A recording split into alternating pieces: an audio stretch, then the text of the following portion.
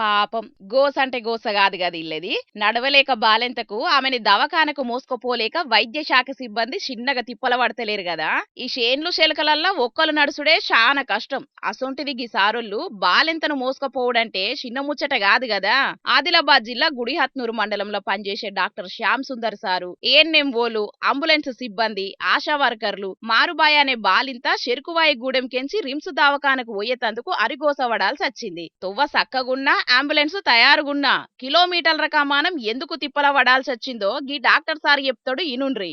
Delivery అయిన ఒక కేసుని రిమ్స్కి తీసుకెళ్ళడానికి మేము చేసిన ప్రయత్నం చాలా విలువైనది. అక్కడ ఉన్న ప్రజలకు మూఢనమ్మకాలు, ఆచారాలు అధికంగా ఉండడం వల్ల ఆ ప్రజలు మమ్మల్ని ఇంటి వరకు కూడా రానియకుండా ఉంది. మేము ఆ కేసుని వాళ్ళ ఇంటి వాళ్ళందరికీ కౌన్సిలింగ్ చేసి వాళ్ళకి చెప్పినా కూడా వాళ్ళు మా మాట వినలేదు. అయినా బలవంతంగా మేము ఆ కేసుని వాళ్ళ హస్బెండ్కి ఒప్పించి ఆ పేషెంట్ని నచ్చజెప్పి అక్కడి నుంచి తీసుకొని వచ్చేటప్పుడు వాళ్ళు మమ్మల్ని ఆ రోడ్డు కూడా వాడనీయలేదు.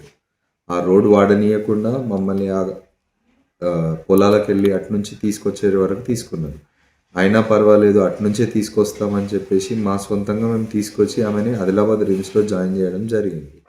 అగో ఇన్నరా, ఇదన్నమాట అసలు ముచ్చట. అన్నున్నా అల్లుని నెత్తి మీద శనంటే గిదే కావచ్చునుల్లా. గీ మారుబాయ నక్కకు రక్తం తక్కువై పానమంతా ఖరాబైందట, పెయ్యంత ఉబ్బిందట, నడిచే పరిస్థితి లేదట. ఇక అటు దిక్కు కొలువు ఎత్తున్న గీ డాక్టర్ సాబోళ్ళు అక్కగోస చూడలేక దవాఖానకు తీసుకుపోవాలంటే బాలింతను దవాఖానకు తీసుకుపోవుడు ఆచారం కాదని అడ్డం పడ్డరట.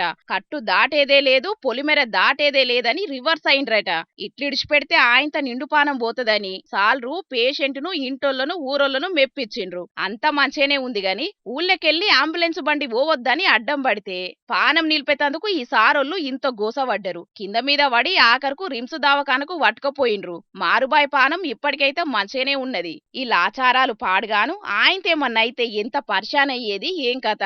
గుర్రాన్ని చెరువు గట్టుకు తీసుకుపోవుడు మన వంతైతది గాని నీళ్లు దాగిచ్చుడు మన తరం అయితదా చెప్పుండ్రి. ఈ కంప్యూటర్ల కాలంలో కూడా ఎనుకట ఆచారాలు, అడ్డగోలు మూఢనమ్మకాలను నమ్ముకుంటే ఎట్లా చెప్పుండ్రి.